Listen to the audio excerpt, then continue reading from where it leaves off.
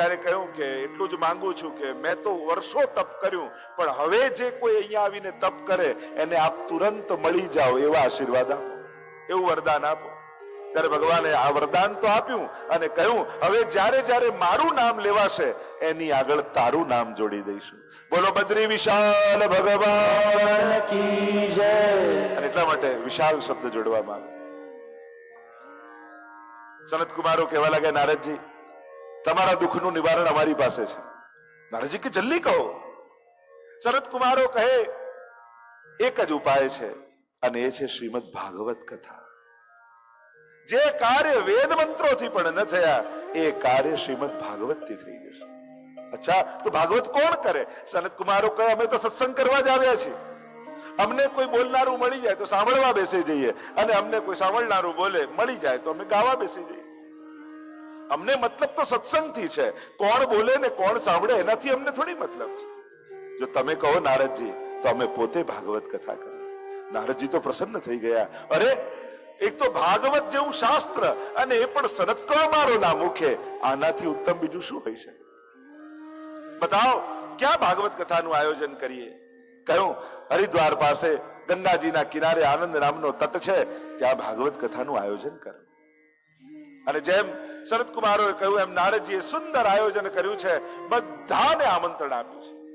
ઋષિઓ, મુનિઓ, નદીઓ, પર્વતો, તીર્થો, સકળ પવિત્ર સ્થાનોને આમંત્રણ આપ્યા અને આખું પંડાલ ભરાઈ ગયું.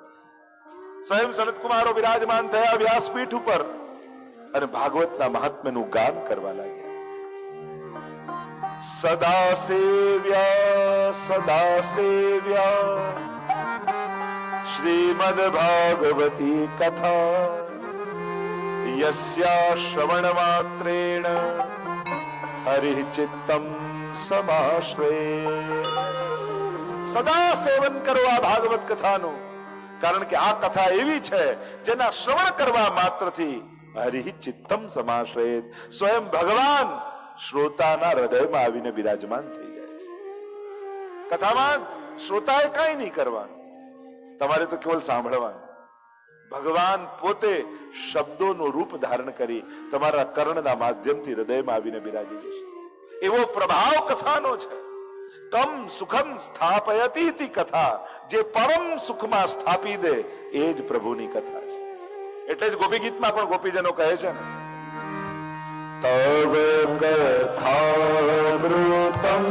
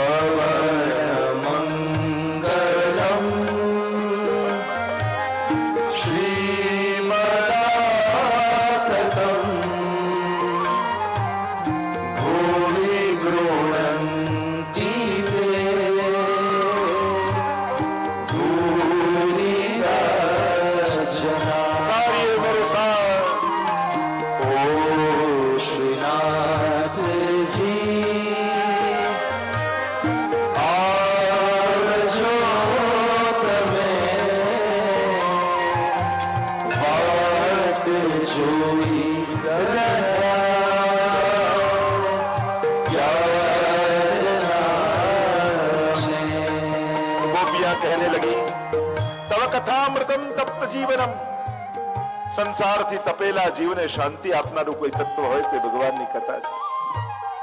કવિ ભીર્ડિતમ, આદિ કવિ બ્રહ્માજી દ્વારા ગવાયેલું કલ્મષાપહમ, મનના સર્વ કલ્મશોને ધોઈ નાખનારું એ ભગવાનની કથા છે. સદા સેવ્યા, સદાનું સેવન કરો. કથા માટે એમ ન કહેવાય કે મેં તો એકવાર સાંભળી લીધું. જો ફરી સાંભળવાની ઈચ્છા ન થાય તો માનજો સાંભળ્યું ફલિત જ નથી થયું. સેવા કર્યા પછી એમ થાય કે હા સેવાપતિ, તો માનજો સેવાપતિ તો ખરા પણ પહોંચી નથી. અને જો પ્રભુએ સ્વીકારી હોત તો એમ થાત કે ફરી કાલે સવાર પડે ને ઠાકોરજીના મંગળા કરાવે. એવો તાપ હૃદયમાં થાય, પ્રભુનો વિરહ થાય, ફરી ભગવત સેવા કરવાની ઈચ્છા થાય તો માનવું કે મારી સેવા ઠાકોરજીએ સ્વીકારી છે. સદા સેવ્યા, સદા સેવ્યા. મહાત્માને વર્ણન કરતા સનત કુમારો કહે છે આ કથા તો એવી છે કે એ એક દિવસની કથા, અરે એક અધ્યાયની કથા, એક શ્લોક, અડધો શ્લોક પણ કોઈ સાંભળી લે તો રાજસુ ને અશ્વમેધ યોહ, એને રાજસુ અને અશ્વમેધ યજ્ઞના ફળ મળે છે. અને એમાં પણ તો અંતકાલે તું એ નૈવ શ્રૂયતે શુકશાસ્ત્રવાદ, પોતાના જીવનના અંત સમયમાં કોઈ ભાગવતની કથા સાંભળી લે તો એને તો લેવા માટે ભગવાન પોતે આવે છે. જ્યારે આવું મહાત્માનું વર્ણન કરી રહ્યા હતા એટલું સભામાં એ જ ક્ષણે કોઈ આશ્ચર્ય થયું. એક યુવાન સ્ત્રી બે યુવાન પુરુષોની સાથે પ્રગટ થઈ ગઈ. બધા અંદર વાતો કરવા લાગ્યા, આ સ્ત્રી કોણ છે, આ બંને પુરુષો કોણ છે? અને ત્યારે સનતકુમારોએ કહ્યું કે આ બીજા કોઈ નહીં, આ ભક્તિ મહારાની છે, જ્ઞાન અને વૈરાગ્યની સાથે પ્રગટ થયા છે, આ ભાગવતના અર્થોમાંથી પ્રગટ થયા છે. પ્રશ્ન કર્યો છે ભક્તિ મહારાનીએ, આખો પંડાલ ભરાયેલો છે, બતાવો નારદજી અમે બેસીએ ક્યાં? અને ત્યારે નારદજીએ કહ્યું કે તમારા બેસવાની જગ્યા મેં પહેલેથી ગોતી રાખી છે. આ જે લોકો ભાગવત કથા સાંભળવા માટે આવ્યા છે, હે ભક્તિ મહારાની, જ્ઞાન અને વૈરાગ્યની સાથે આપ સમગ્ર શ્રોતાઓના હૃદયમાં જઈને બિરાજમાન થઈ જાઓ. અને એટલા માટે જ્યારે ભાગવત કથા સાંભળીએ છીએ ત્યારે ભક્તિ મહારાની જ્ઞાન અને વૈરાગ્યની સાથે શ્રોતાઓના હૃદયમાં આવીને બિરાજે છે. જો તમે ભાગવત સાંભળો તો ધીમે ધીમે ભક્તિ તમારા હૃદયમાં નિખરતી જાય, યુવાન થતી જાય, વૈરાગ્ય તમારા જીવનમાં આવે. અને 4-4 કલાક બધું લૌકિક છોડીને તમે અહીંયા બેઠા છો, આ તમારું વૈરાગ્ય જ છે ને. અને મોટી વાત તો એ છે કે 7 દિવસ 4-4 કલાક આપણે કોઈને નડ્યા નહીં એ ઓછું છે. અત્યારે તો ન નડવું એ પણ મદદ જ છે. 4-4 કલાક કોઈના માટે ખરાબ ન વિચારવું, એ રીતે મનને પુણ્યમાં બાંધી રાખવું એ પણ બહુ મોટું એક સિદ્ધિ છે. કારણ કે એક ક્ષણ પણ આ મન પાપને વિચાર્યા વગર વ્યાકુળ થઈ જાય છે. એટલી બધી પાપની અને આદત પડી ચૂકી છે, આનાથી નથી રહેવાતું. અને એ મનને 4-4 કલાક પવિત્ર બનાવીને રાખવું આ બહુ મોટી સિદ્ધિ છે. અને નાનું ન માનતા, જે દિવસે મનને પુણ્યો ગમવા લાગશે ને પછી આગ્રહ નહીં કરવો પડે સત્કર્મ કરવા માટે. મનને પુણ્ય રૂચતું નથી એટલે પરાણે ખેંચીને લઈ જવા પડે. પણ જે દિવસે એને ગમવા લાગશે તો મન જ સત્કર્મો અને પુણ્યોને શોધવા લાગશે. એટલે સારા વિચાર કરવાના ન હોય, સારા વિચાર જ આવવા જોઈએ. પ્રયાસ માત્ર પણ અધુરાશ છે. એને પ્રયત્ન કરવો પડે છે સારું વિચારવા માટે. અરે સારા વિચારો જ પ્રગટ થવા જોઈએ. પાપનો પ્રયાસ હોય, પુણ્ય તો સહજ ઉત્પન્ન થતું હોવું જોઈએ, સદવિચાર તો સહજ ઉત્પન્ન થવું જોઈએ. આમ જ્યારે ભક્તિ મહારાની જ્ઞાન અને વૈરાગ્યની સાથે દરેક શ્રોતાઓના હૃદયમાં બિરાજો એમ કહ્યું, અને એક ક્ષણે સાક્ષાત પરમાત્મા કથામાં પધાર્યા. વચન આપ્યું કે જ્યારે જ્યારે ભાગવત કથા થશે ત્યારે હું આવીશ. સકલ ભુવન મધ્યે નિર્ધનાસ્તેપી ધન્યા, ધન્ય છે નિર્ધનો પણ જેના પ્રેમની ડોરથી બંધાઈને પરમાત્મા એના ઝૂંપડામાં આવીને વસી જાય છે. પોતાના વૈકુંઠના સગળા સુખો છોડી ભક્તોના ઘરમાં આવીને નિવાસ કરે છે. 84-252 તો કેવા કેવા વૈષ્ણવની વાર્તા આવે. પદ્મનાભ દાસ આદિ, કુંભન દાસ આદિ કેવા વૈષ્ણવો, ઘરમાં કાંઈ નથી તોય શ્રીનાથજી બાબા પોતાનો રાજભોગ છોડી કુંભન દાસના ઘરે આવીને કહે છે કે બેજર કી રોટી ને ટેટીનું શાક આરોગવું છે. કુંભનદાસની ગોદમાં બેસીને એમના હાથે કોળીઓ લેતા હોય, આનાથી મોટો ધનવાન બીજો આ દુનિયામાં કોણ હોય કે જેની ગોદમાં બેસી જગતનો નાથ આરોગતો હોય, જેના ચુલ્લુ ભર છાછ માટે જગતને નચાવનારો પરમાત્મા જેના આંગણે નાચનારો હોય, એ ગોપીઓથી મોટું ધનવાન બીજું કોણ છે? શેષ મહેશ ગણેશ દિનેશ સુરેશ જાઈ નિરંતર ધ્યાવે, જાહી અનાદિ અખંડ અનંત અછેદ અભેદ સુવેદ બતાવે, નારદ સે સુખ જાહી રટે પછી હારી તુરી પુરી પાર ન પાવે, તાહી અહિર કી છોહરિયા છછિયા ભર છાછ પે નાચ નચાવે.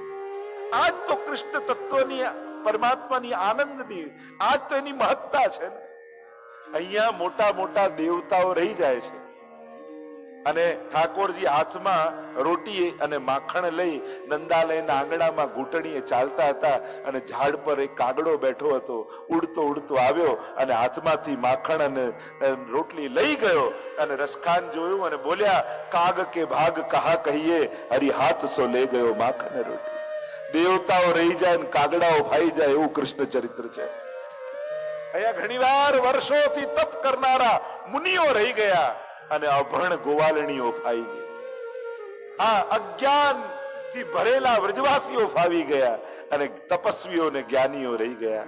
એવા અદ્ભુત કરતા પરમાત્મા, અદ્ભુત ચરિત્ર વાળા પરમાત્મા છે. એટલે દસમ સ્કંદનો પ્રારંભ થાય એટલે કહ્યું પરમાદ્ભુતમ, એ અદ્ભુત ચરિત્રો અમને કહો. અને અદ્ભુતતા જ છે ને પ્રભુ. કહ્યું આ ભાગવતની કથા પુણ્યશાળીનો ઉદ્ધાર કરે તો સમજમાં આવ્યો, પણ શું પાપીનો ઉદ્ધાર કરી શકે? આત્મદેવની કથા કહી, ગોકર્ણોપાખ્યાન કહ્યું. તુંગભદ્રા નદીના તટ ઉપર એક ગામ છે અને આત્મદેવ નામનો બ્રાહ્મણ રહે છે. આધ્યાત્મિક અર્થ કરી તુંગ એટલે શિખર, ભદ્રા એટલે કલ્યાણ, કલ્યાણનું શિખર એટલે માનવ દેહ અને એમાં રહેલો જીવાત્મા એ જ આત્મદેવ. ભગવાનનું આપેલું બધું જ સુખ છે, પણ સંતતિનો અભાવ છે. બાળક નથી ઘરમાં અને બધાને બધું મળે જરૂરી પણ નથી, અને મળેલું બધું લાભકારક અને સુખકારક હોય એ પણ જરૂરી નથી. તમને જે વસ્તુના અભાવને કારણે દુઃખ હોય એ વસ્તુ જેને ત્યાં હોય એના ઘરે જઈને જોઈ આવજો, એનાથી સુખી થઈ ગયા. આ તો માણસની ભ્રમણાઓ છે. મળેલી 99 વસ્તુઓનો આનંદ નથી માણી શકતો, પણ એક વસ્તુ રહી ગઈ હોય એને જ રડ્યા કરવું એનો સ્વભાવ છે. પરમાત્મા નથી આપતા એ ક્યાંક આપણા હિતમાં જ હોય છે. ભગવાનની સૌથી મોટી કૃપા કઈ છે? ભગવાનની સૌથી મોટી કૃપા એ છે કે ભગવાને આપણને એવા આશીર્વાદ નથી આપ્યા કે જા તારું ઈચ્છેલું તને બધું જ મળી જશે. જો આવા આશીર્વાદ ભગવાન આપી દે ને તો આપણા પતન માટે કોઈ દુશ્મનની આપણને જરૂર જ ન પડે, આપણી ઈચ્છાઓ જ કાફી છે. આપણા સર્વનાશ માટે કોઈ શત્રુની આપણને જરૂર જ ન પડે, આપણા વિચારો જ કાફી છે. જો ભગવાન એવા આશીર્વાદ આપી દે કે જા તારું ધાર્યું બધું જ થશે, પછી તમને કોઈ દુશ્મનની જરૂર નથી. પછી તમારું મન જ તમારા પતનનું સૌથી મોટું કારણ થઈ જશે. ભગવાનની બહુ મોટી કૃપા છે કે આપણું ધારેલું પૂરું નથી કરતું. આત્મદેવ બ્રાહ્મણને એકવાર મનમાં બહુ ક્લેશ લાગ્યો. જો જે નથી મળ્યું એને સમાજમાં ગોતી, જેને બાળક નથી તો ઘણા એવા અનાથાલય છે, ત્યાં જઈને મદદ કરો. ઘણાના ઘરમાં વડીલો નથી તો ઘણા એવા વૃદ્ધાશ્રમ છે, ત્યાં જઈને મદદ કરો. તમે બાળપણમાં ભણી નથી શક્યા તો એવા વિદ્યાર્થીઓને ભણાવો જે તેજસ્વી હોય પણ ધનના અભાવમાં ભણી ન શકતા હોય. તમને તમારા જીવનમાં જે જે કમી લાગી છે એને બીજાની મદદ કરીને કમીને પૂરી કરો. દુનિયામાં ઘણા એવા લોકો છે જેને આવશ્યકતા છે, અને જરૂર નથી કે બહુ મોટું સત્કર્મ કરીએ. સત્કર્મ આખી સ્કૂલ બાંધીએ બધા માટે સંભવ નથી, પણ એક વિદ્યાર્થીને ભણાવી શકીએ એ ઘણા માટે સંભવ છે. આખી હોસ્પિટલ આપણે ન બાંધી શકીએ, એક બીમારનો ઈલાજ તો કરાવી શકીએ. જે સંભવ છે એ કરો, પણ તમારા હાથને પુણ્યની આદત પાડો, તમારા હસ્તને આપવાની આદત પાડો. એને જો આદત હશે તો ક્યારેક આ નાના નાના કરેલા સત્કર્મો તમારા હાથે મોટું પુણ્ય કરાવશે, કારણ કે એની આદત છે. આમ આ જયારે થયું કે આ બધું ભેગું કરેલું કોના કામનું, અને કોઈ વાપરનારું જ નથી, અને એક વાર તો મનમાં એવું લાગી આવ્યું આત્મદેવને, જો એની પત્ની છે ધુંધુલી, અને ધુંધુલીને બાળક નથી થતું એવું નથી, પણ એ બનવા માંગતી જ નથી. અનેક અનેક લોજિકો આપે છે, પોતાના તર્કો કુતર્કો. લોકોને આનંદ બધી વસ્તુઓનો ને બધા સંબંધોનો લેવો છે, પણ સંબંધોમાં બંધાવવું નથી. લોકોને આનંદ બધો લેવો છે પણ જવાબદારી નથી જોઈતી. અનેક અનેક લોજિકો આપે. અરે 16 વર્ષ સુખદેવજીની જેમ રહી જાય પેટમાં તો કેવી તકલીફ. કોઈ રાજા ચડાઈ કરી દે તો ભાગીને કેમ જવું. અરે બાળકને જન્મ આપતા હું મરી જવું તો શું કરું. કુતર્કો આપે છે. ધુંધોલી છે દુર્બુદ્ધિ, અને દુર્બુદ્ધિ જીવાત્માને સત્સંગનું ફળ લેવા નથી. એક વાર મનમાં એવું લાગી આવ્યું, લાવ આત્મઘાત કરી લો. આત્મદેવ આવ્યા ગામની બહાર, એક મોટું તળાવ હતું. થયું કે લાવ આમાં કૂદીને આત્મઘાત કરી લો. જ્યાં કૂદવા જાય સામે એક મહાત્માને બેસેલા જોયા, એનું તેજ જોયું. થયું મહાપુરુષોના આશીર્વાદ તો દુર્ભાગ્યને પણ ટાળવાનું સામર્થ્ય રાખે છે. દોડતા ગયા ને ચરણોમાં પડ્યા. કહ્યું કૃપા કરો મહાત્મા, સંતતિ નથી, આંખ બંધ કરીને મહાત્માએ જોયું, યતિએ જોયું, કહ્યું કે આત્મદેવ આ જન્મમાં નહીં, 7 જન્મ સુધી તારે કોઈ સંતતિનો યોગ નથી. અને જયારે આવું સાંભળ્યું કોઈ મહાત્માના મુખે, હવે તો આત્મદેવને એવું મનમાં લાગી આવ્યું, માથું પછાડવા લાગ્યો, કહેવા લાગ્યો, જો આપ આશીર્વાદ નહીં આપો તો હમણાં જ માથું પછાડી પછાડી મારી જાતને ખતમ કરી નાખીશ અને બ્રહ્મ હત્યાનું પાપ આપને લાગશે. કરુણા આવી મહાત્માને, જોડીમાંથી ફળ કાઢ્યું, અભિમંત્રિત કર્યું, આત્મદેવને આપ્યું ને કહ્યું, જા તારી પત્નીને ખવડાવજે, ઠાકોરજી કૃપા કરશે તો તારા ઘરે પારણું બંધાશે. આત્મદેવ તો પ્રસન્ન થઈ ગયો, દોડતો દોડતો દોડતો આવ્યો, ધુંધુલીને કહ્યું, જો મહાત્માએ કૃપા કરી ફળ આપ્યું તું ખાઈશ, આપણા ઘરે પારણું બંધાશે. અને ધુંધુલીએ તો ફળ લઈને માથે માર્યું, ક્યાં પાછી લપ આવી. માંડ માંડ થોડા દિવસથી શાંતિ હતી ને પાછી એ વાત ચાલુ થઈ ગઈ. કરવું શું? એટલામાં ધુંધુલીની બહેન એને મળવા આવી. અને દુસ્સંગની આ દુર્બુદ્ધિની બહેન છે દુસ્સંગ. અને દુર્બુદ્ધિ અને દુસ્સંગ આ બંને ભેગા થાય પછી એનું પતન કોઈ ન રોકી શકે. જો સત્સંગ શોધવા નીકળવું પડશે, દુસ્સંગ તો સામેથી આવશે. સલાહ આપી, જો બેન મારે બાળક થવાનું છે, એમ કર તું મારા ઘરે રહેવા આવી જા, ગર્ભવતી થવાનું નાટક કરજે, સમય થાય મારા પતિને ધન આપજે, એટલે જે બાળક થશે તને આપી દઈશું, ત્યારે પીડાએ સહન નહીં કરવી પડે અને બાળક પણ મળી જશે. અને વાત બહુ ગમી, રેવા ચાલી. પણ આ ફળનું શું કરું? અરે તો આપણા ઘરના આંગણામાં જે ગાય બાંધી છે ને એને વાછરડું થતું નથી, લાવ એને ફળ ખવડાવીને જોઈએ તો ખરા કે મહાત્માએ કઈ મંત્ર અંદર મૂક્યા છે કે એમને ફળ આપી દીધું છે. ગાયને ખવડાવી દીધું, સમય થાય ગાયને વાછરડું થયું, આખું શરીર મનુષ્ય જેવું, કાન ગાય જેવા, એટલે એનું નામ રાખ્યું ગૌકર્ણ. માનો ઋષિનું તેજ પ્રગટ થયું અને અહીંયા બાળક થયું, નામ રાખ્યું ધુંધકારી.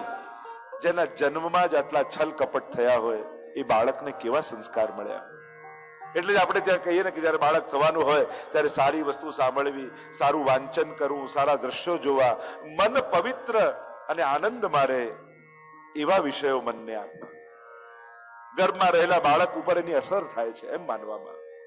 અહીંયા બાળક થયું, ધુંધકારી નામ રાખ્યું, આત્મદેવને અતિ પ્રિય છે. મોટું થયું, છલ કપટ જેના જીવનમાં છે, સંસ્કાર પણ એવા આવ્યા. એટલા માટે બહુ જ મહત્વના છે નાનપણના સંસ્કાર. જ્યાં જ્યાં પાઠશાળા ચાલતી હોય બાળકોને મોકલવા. શિક્ષણ સારામાં સારી સ્કૂલમાં મોકલશો તો શિક્ષણ મળશે. ધીમે ભાઈ, ગમે તેટલી સારી સ્કૂલમાં જાઓ, સારામાં સારું શિક્ષણ મેળવી શકાશે, પણ સંસ્કાર મેળવવા માટે તો ક્યાંક ને ક્યાંક એવી પાઠશાળા કે મંદિરો કે ગુરુજનો પાસે જવું પડશે. જો આજે પણ વિદેશથી પણ કોઈ લઈને આવે ને, કોઈ પોતાના ગામડું બતાવવા જાય ને તો 2 જગ્યાએ ચોક્કસ લઈ જાય, એક સ્કૂલમાં અને બીજું મંદિરમાં. જો આ સ્કૂલમાં અમે ભણતા હો અને આ મંદિરે અમે જતા, આ 2 જગ્યાએ તો ગામમાં બતાવે જ, કારણ કે એક જગ્યાએથી એને શિક્ષણ મળ્યું છે અને બીજી જગ્યાએથી એને સંસ્કાર મળ્યા છે. સંસ્કાર માટે તો ઘરનું માહોલ જોઈશે, વાતાવરણ બનાવવું પડશે.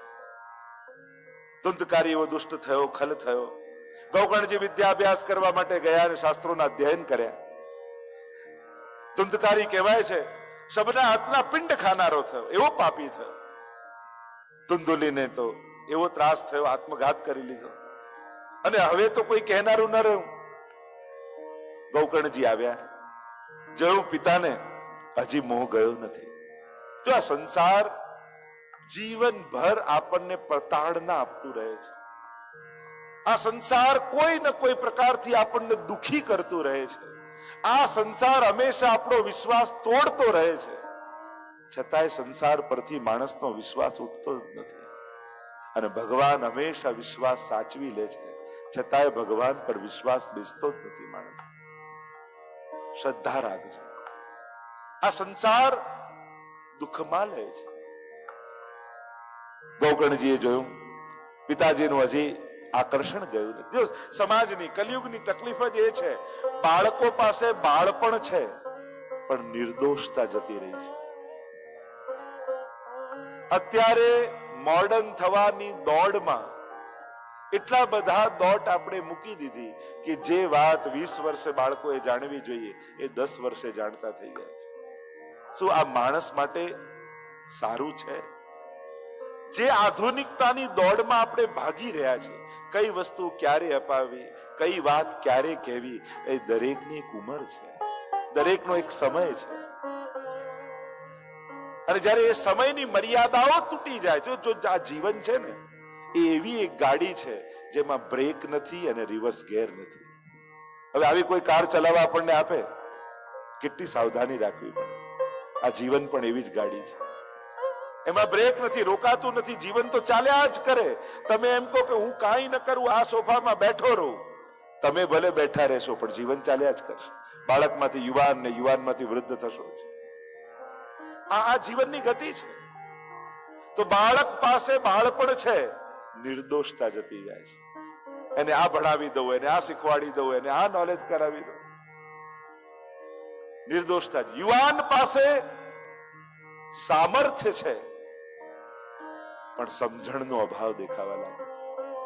એની પાસે સામર્થ્ય છે અને સામર્થ્ય લઈને એમ થાય કે બધાથી આગળ નીકળી જવું, પણ સમજણ વગરનું સામર્થ્ય એના જ ડિપ્રેશનનું કારણ બની જશે. કારણ કે માણસને ખાલી સુખી નથી થવું, એને બીજા કરતા વધારે સુખી થવું છે. દરેકે એના સુખને સ્પર્ધામાં મૂકી દીધું છે. આજે જો સુખને સ્પર્ધામાં ન મૂકો તો બધા જ સુખી છે, પણ આપણે બધાએ આપણા સુખને સ્પર્ધામાં મૂક્યું છે.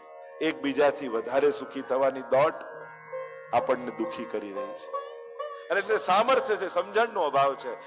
વૃદ્ધ પાસે અનુભવ છે પણ અનાસક્તિનો અભાવ છે. વડીલો પાસે અનુભવ છે, દુનિયાભરનો અનુભવ છે, પણ અનાસક્તિનો અભાવ હોવાને કારણે એ આટલું બધું અનુભવ લીધા છતાંય દુખી છે. જીવનમાં તમે આટલા અનુભવો ન લીધા હોત તો આજે જેટલા સમજણ છે એટલી સમજણ ના હોય. પણ તમને અનુભવે શીખવાડ્યું છે કે બહુ આસક્તિ રાખવા જેવી નથી બધામાં. સમય થાય એટલે ધીમે ધીમે અનાસક્ત થવું. હા, વ્યવહાર ઉત્તમ રાખો. અનાસક્ત થવાનો અર્થ એ જરાય નથી થતો કે બધા જોડે વ્યવહાર બગાડી લેવો, બધા જોડે વ્યવહાર તોડી નાખો. બધા જોડે ઉત્તમ વ્યવહાર સાથે પણ અનાસક્તિનો ભાવ રાખો. હવે ઠાકોરજી બધાનું કરશે. મારી જવાબદારીઓ મેં બધી નિભાવી દીધી છે. કે જવાબદારીઓ નિભાવવાની પણ અમુક ઉંમર હોય છે. જીવનના છેલ્લા શ્વાસ સુધી રડતા નહીં રહેવાનું, અરે મારા દીકરાનું શું થશે, દીકરીનું શું થશે, બહુનું શું થશે, પૌત્રાનું શું થશે. દરેક જવાબદારીની એક ઉંમર છે. અને પછી દરેક વ્યક્તિ, તમે તમારું શિક્ષણ આપ્યું, સમજણ આપી, સામર્થ્ય આપ્યું, હવે એમને ઉડવા દો, હવે એમને ચાલવા દો. આંગળી પકડીને ચલાવતા શીખવાડાય, પણ આખી જિંદગી આંગળી પકડી રાખે એને તો ડિસેબિલિટી કહેવાય. પછી એવો આગ્રહ ન રખાય કે બધું મને પૂછીને જ કરે. એટલે સામર્થ્ય આપો પણ એને પરાધીન ન બનાવશો. ક્યાંક છે. અને હું તો વડીલોને કહીશ, તમારા દીકરા કરતા તમારો એક દિવસ વધારે કિંમતી છે, કારણ કે તમારી પાસે એના કરતા ઓછો સમય છે. એટલે કોઈને સુધારવાની એટલી બધી ચિંતામાં ન પડી જતા કે તમે તમારું ઘડપણ અને મૃત્યુ બગાડી લો. હા, આપણે કહેવું જોઈએ, એમ કે પહેલી કહેવાય, બીજી વાર સમજાવાય, ત્રીજી વાર સમજી જવાય કે બહુ કહેવા જેવું નથી. પણ કોઈની ચિંતામાં, કોઈને સુધારવામાં કે આને આ સમજાવી દઉં, આને આ શીખવાડી દઉં, એમાં ને એમાં પોતાનું ઘડપણ ન બગાડી લેવાય. વૃદ્ધાવસ્થા એટલે પોતાના માટે જીવવાનો સમય, પોતાના આત્મકલ્યાણ કરવાનો સમય. અહીંયા જ્યારે જોયું કે પિતાજીની આસક્તિ આટલા કડવા અનુભવ થયા પછી પણ ગઈ નથી, એટલે ગૌકર્ણજી આવ્યા અને સુંદર ઉપદેશ પિતાને આપ્યા. અને ઉપદેશ આપતા બોલ્યા, ધર્મ ભજસ્વ સતતમ त्यज लोक धर्मा सेवस्व साधु पुरुषांजहि काम तृष्णा. पिताजी, धर्म भजस्व सततम त्यज लोक धर्मा. धर्म भजस्व सततम, હવે તો ધર્મનું ભજન કરો. त्यज लोक धर्मा, લૌકિક આસક્તિઓને છોડો. ક્યાં સુધી આજ બધું કર્યા કરશો? હવે તો હરિના ભજનનો સમય આવ્યો છે. સેવસ્વ સાધુ પુરુષાન જહી કામ તૃષ્ણામ, સાધુ પુરુષોનો સંગ કરે. અમુક સમય થાય એટલે મહાપુરુષોની કોઈ સદ પ્રવૃત્તિ ચાલતી હોય એમાં જોડાઈ જાઓ. કોઈના સદ વિચારોને જીવન મંત્ર બનાવી અને જીવન જીવવા લાગે. સેવસ્વ સાધુ પુરુષાન, સાધુ પુરુષોનો સંગ કહો. જહી કામ તૃષ્ણા, લૌકિક કામ તૃષ્ણાઓને ત્યાગી સંતો મહાત્માઓ આચાર્યોના ડગલે ચાલવા લાગીએ જીવન. અન્ય દોષ ગુણ ચિંતન માસ મુક્તવા, બીજાના ગુણ અને દોષ જોવાનું છોડી, કારણ કે કોઈના ગુણ જોશો તો મોહ થશે, કોઈના દોષ જોશો તો દ્વેષ થશે. બંનેથી મુક્ત થાઓ. દરેકને પોતાની બુદ્ધિની ફૂટપટ્ટીથી માપવાનું છોડી દો. અમુક ઉંમર થાય એટલે માપવાનું છોડી પામવાના પ્રયાસો કરવા જોઈએ. આમ છે, આમ છે, આમ છે. હવે સમય ગયો. આપણને કોઈ જજ બનાવી નથી મોકલ્યા. તમે જેને સારો કહો છો એ ઘણા માટે ખરાબ પણ હોય છે, અને તમે જેને ખરાબ કહો છો એ ઘણા માટે સારો હોય છે. એટલા માટે આપણે કેમ કહી શકીએ કે આ સારો ને આ ખરાબ? કોઈના માટે નિર્ણય ના આપો. દરેક વ્યક્તિ પોતાની પ્રકૃતિ પ્રમાણે કર્મ કરી રહ્યો છે, અને જેણે જે કર્યું છે એણે જે ભોગવવાનું છે. અને એટલા માટે અમુક સમય થાય પછી દુનિયાને દુનિયા ઉપર છોડો. ગુણ દોષ જોવાનું છોડી દો. કારણ કે આપણી આદત શું છે? દોષ દ્રષ્ટિની. ગુણ તો આપણે દેખાતા નથી, અને કદાચ દેખાય તો કહેતાય નથી. દોષ દર્શનની માણસને આદત પડે, અને જીવનભર લોકોના દોષો જ જોયા છે, એટલે ગુણ જોવા બહુ અઘરા છે. અન્ય દોષ ગુણ ચિંતન માસ મુક્તવા, તો શું કરવું? સેવા કથા રસમહો નિતરામ પીબત્વ.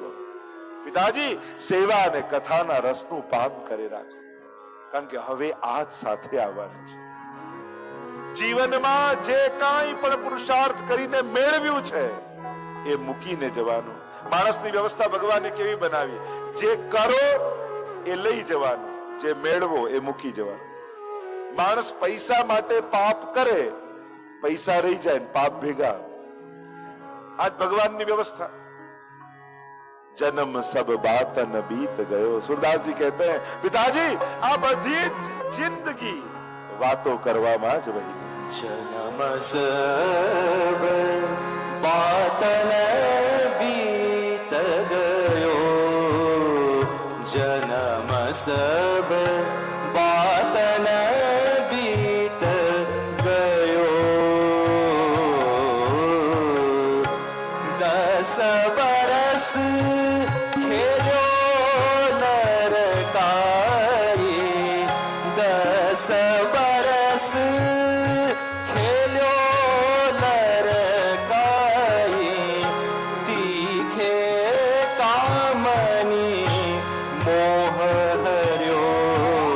जन्म सब बातन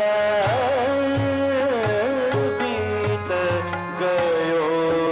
બેફામ તોય કેટલું થાકી જવું પડ્યું, નહીં તો જિંદગીનો માર્ગ છે ઘરથી કબર છે. માણસે ક્યાં વધારે યાત્રા કરવાની, એ પણ બીજાના ખભે ચડીને જવાનું. તોય કેવો થાક માણસને લાગે છે. દોડ્યા કરે, ભાગ્યા કરે, બાળપણ રમવામાં જાય, યુવાની આવે, લગ્ન થાય, જવાબદારીઓ આવે, બધાને સેટ કરી દઉં, બધાને સેટ કરું, અને બધાને સેટ કરવામાં પોતે તો અપસેટ જ રહે. એ ક્યારે સેટ નથી. જીવનભર એમ થાય ભેગું કરી લઉં પછી કામ લાગશે. આમ દોડે, આમ દોડે, આમ દોડે, અને જીવન આમ જ ચાલ્યા. 30 भयो माया के पीछे, 30 भयो माया के पीछे, देश विदेश छयो, 40 बरस में राज्य जुपाए, 40 बरस में राज्य जुपाए, उपजत लोभ नयो, जन्म सब बातन बीत गयो. 40 થઈ, એમ થાય હવે વિશ્વભરમાં વ્યાપું, અહીંયા કરું, આમ કરું, આમ કરું. દોડ્યા કર્યા. પેલી ટોલ્સ્ટોયની વાર્તા હતી ને, પેલા ખેડૂતને રાજાએ કહ્યું તું દોડે એટલી જમીન તારી, સૂર્યોદય થી સૂર્યાસ્ત સુધી. અને ભાગતો ગયો. પત્ની પાછળ આવે, એક કોળીઓ ખાઈ લો, એક ઘૂંટડો પી લો. અરે ઉભો રહીશ તો એટલું ઓછું મળશે, કમાવાનો ટાઈમ છે, કમાઈ લેવા દે. ભાગતો જાય. સૂર્યાસ્ત થતો દેખાયો, એને થયો હજી તેજ દોડું. અરે સવારથી એક ઘૂંટડો નથી પીધો, એક ઘૂંટડો તો પીઓ. અને પેલો કે ના ઉભો રહીશ તો એટલું ઓછું મળશે. જોરથી દોડ્યો ને પડ્યો, અને છેલ્લા શ્વાસ લેતા સમજાયું કે બસ 6 ફૂટ જગ્યાની જ જરૂર. हो सूकी त्वचा कमर भये टेढ़े, सूकी त्वचा कमर भये टेढ़े, सब कुछ ठाठ गयो लरिका बहू कहो नहीं माने, लरिका बहू कहो नहीं माने, बूढ़ो सतजू भयो जन्म सब बातन बीत गयो. માણસ જેમ જેમ મોટો થતો જાય એમ જુદો પડતો જાય, અલગ થતો જાય. ઘરના લોકો માનવાનું બંધ કરી દે, તમને ખબર ન પડે. તમે બધા જુનવાણી લોકો, તમને આ બધું ના ખ્યાલ આવે. જમાનો બદલાઈ ગયો છે. હવે તો જો મહેનત ન કરીએ, દોડીએ નહીં તો પાછળ રહી જઈએ. અવસ્થા કોને કહેવાય? આપણા વિચારકો કહે ને કે બધા પ્રશ્નોના ઉકેલ તમારી પાસે હોય, પણ ઘરમાં તમને કોઈ પૂછવા ના આવે ત્યારે માનજો કે હવે ઉંમર થઈ ગઈ. પોતાની જૂની વાતો લઈને માણસ ફરતો હોય. અરે અમે તો ગામમાં આવ્યા અને ખિસ્સામાં 100 રૂપિયા હતા. દીકરો કે પપ્પા 100 વાર તમે કહી દીધું છે, તમારા નસીબ ખરાબ હોય એમાં અમે શું કરીએ, અમને તો મજા કરવા દો. દરેકનું જીવન એની રીતે ચાલે છે. તમે કોઈના પર કંટ્રોલ નથી કરી શકતા. બધાનો એક સમય હોય છે જીવન જીવવાનો. સુખી થવું કોઈ શાસ્ત્ર ના નથી, ખૂબ સુખી થાવ, પણ પોતાની સદગતિને ભૂલ્યા વગર પ્રગતિ સાધો. છેલ્લો સમય આવ્યો. માણસને એમ હતું આમ કરીશ, આમ દાન આપીશ, આવી સેવા કરીશ. અચાનક હાર્ટ એટેક આવ્યો. એમ્બ્યુલન્સ બોલાવીને લઈ ગયા હોસ્પિટલમાં. ઓક્સિજનના બાટલાઓ ચડે છે, આજુબાજુ ડોક્ટરો અને નર્સો ઉભા છે. મનમાં કેટલા સંકલ્પો હતા. એમ થયું હવે તો શ્વાસો ખૂટી ગઈ. હવે ક્યારે પાછો એવો સમય આવશે કે આ સત્કર્મો કરીશ. પશ્ચાતાપ મનમાં થવા લાગ્યો. અરે મેં તો જિંદગી ભર કાંઈ ન કર્યું. એમ જ વિચારતો રહ્યો કે ઘરડો થઈશ ત્યારે કરીશ, પછી કરીશ. બહુ મોડું થઈ ગયું. नहीं हरि भजन गुरु की सेवा, नहीं हरि भजन गुरु की सेवा, नहीं कछु दान दियो. सूरदास मिथ्यातन बीत्यो, सूरदास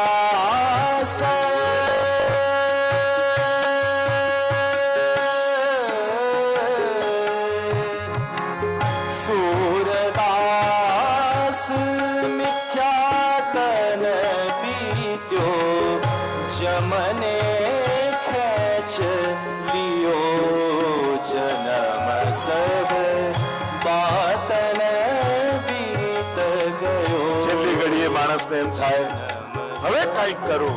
એટલામાં તો યમદૂત આવીને હાથ પકડીને ખેંચી. રાજાની વાર્તા આવતી ને કે 4 રાણીઓ હતી, 3 માની હતી ને 1 અમાની હતી. એક માટે એમ માનતો કે આને કારણે મારી પ્રતિષ્ઠા સમાજમાં છે. બીજા માટે એમ માનતો કે સુખ દુઃખમાં આ મને સાથ આપશે. ત્રીજા માટે એમ માનતો કે આને કારણે મારો સમાજમાં મારો યશ છે, મારા સંબંધો છે. અને ચોથી રાણીને અમાનીતી કરી રાખી. એકદમ રાજા એકવાર બેઠો હતો ને યમદૂત આવ્યો લેવા માટે. ચલો મહારાજ, સમય પૂરો થઈ ગયો, ચાલીએ. અરે આટલા સમયમાં સમય પણ પૂરો? હા, પણ એકલો થોડી જઈશ, 3 માનીતી રાણી છે. યમદૂત કહેવા લાગ્યો, મહારાજ આમાં તો એકલા જ જવાનું હોય, આમાં કોઈ સાથે ના આવે. ચાનારની ચિતા પર કોઈ ચડતું નથી, ચડવું તો એક તરફ એની રાખને કોઈ અડતું નથી. અરે નાના, કોઈ તો જોડે આવશે ને. યમદૂત ક્યાં ઠીક છે, પૂછી લો, કોઈ આવવા તૈયાર હોય એને પણ લઈ જાઓ. આવ્યા પેલી પહેરી રાણી પાસે, જેના માટે એમ માનતો કે આને કારણે મારી પ્રતિષ્ઠા છે, તું મારી જોડે આવીશ? કહું મહારાજ તમે નહીં રહો તો બીજાને પરણી દઈશ, બાકી તમારા ભેગા તો ના આવું. આ છે સમાજમાં મળેલા પદ. આપણને એમ લાગે આ પદને કારણે મારી પ્રતિષ્ઠા છે, પણ માણસ પદ છોડે એટલે બીજો બેસી જાય, પણ પદ એની જોડે જતા નથી. બીજા માટે એમ માનતો કે સુખ દુઃખમાં આ મને સાથ આપશે. કહ્યું તું મારી જોડે આવીશ, તમે નહીં રહો તો પોક મૂકી મૂકીને રડી લઈશ, પણ તમારા ભેગા તો ના આવું. આ છે સંસારના સ્વજનો.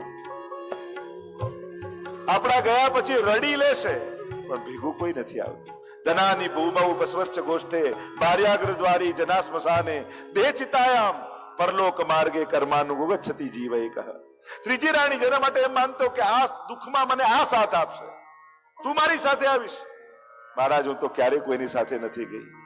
આ છે ભેગો કરેલો પૈસો. ગમે તેટલું ભેગું કરો, જોડે નથી આવતું. રાજાને થયું કે એકલા જ જવાનું છે. યમદૂતને કહ્યું ચાલ આપણે બંને સાથે ચાલીએ. અને જ્યાં જવા લાગ્યા ત્યાં પાછળથી અવાજ સંભળાયો, મહારાજ મને ભૂલી ગયા, હું જોડે આવવા તૈયાર છું. અને પાછળ વળીને જોયું તો જેને અમાનિતી કરી રાખેલી એ રાણી કહે છે કે હું જોડે આવવા તૈયાર છું. અને એ રાણી છે કથામાં વિતાવેલો સમય. જ્યારે કાંઈ સાથે નહીં આવે ત્યારે આ કથામાં વિતાવેલો સમય આપણી જોડે આવવાનો છે, અને એ આપણને તારવાનો છે. પિતાજી હવે મોહ છોડો. સંસારના કડવા અનુભવો લઈને અનાસક્ત બનવું એના કરતા આપણા સમજણથી આસક્તિ છોડી દેવી એ વધારે સારું છે. કડવા અનુભવો લઈને માણસ અનાસક્ત થાય ને તો હંમેશા એને સંસાર માટે ફરિયાદ રહે. દ્વેષ પણ બંધન છે. સંસારનો દ્વેષ પણ આપણે નથી કરવાનો, આપણે તો અનાસક્ત બનવાનું છે. એટલે કડવા અનુભવો લઈને લગ્નની કંકોત્રી આવી હોય ને બા તૈયાર થયા હોય ને આપણે કહીએ કે બા તમે ઘર સાચવજો, અમે જઈને આવીએ, એના કરતા આપણે જ કહી દઈએ કે હવે મેં તો બહુ લગ્નો એટેન્ડ કર્યા, બેટા તમે જઈ આવો ને, એ વધારે સારું. સંસાર આપણને તરછોડે એના કરતા સંસારની આસક્તિ આપણે છોડીએ. દેખાતું ઓછું થાય એના કરતા જોવાની ઈચ્છાઓ ઓછી થાય એ વધારે જરૂરી છે. પચતું ઓછું થાય એના કરતા ખાવાની ઈચ્છા ઘટવા લાગે એ વધારે જરૂરી છે. કડવા અનુભવો લઈ આપણે સંસારના દુશ્મન નથી બનવું, આપણે તો અનાસક્ત બનવું છે. કહ્યું પિતાજી હવે છોડો. ગયા છે વનમાં, ઉદ્ધાર થયો છે. ગૌકર્ણજી ગયા અને અહીંયા હવે ધુંધકારીને કહેનારું કોઈ ન રહ્યું. અને સૌથી સાવધાનીનો સમય એ હોય છે જ્યારે તમારા ઘરમાં તમને કોઈ ટોકનારું ન હોય.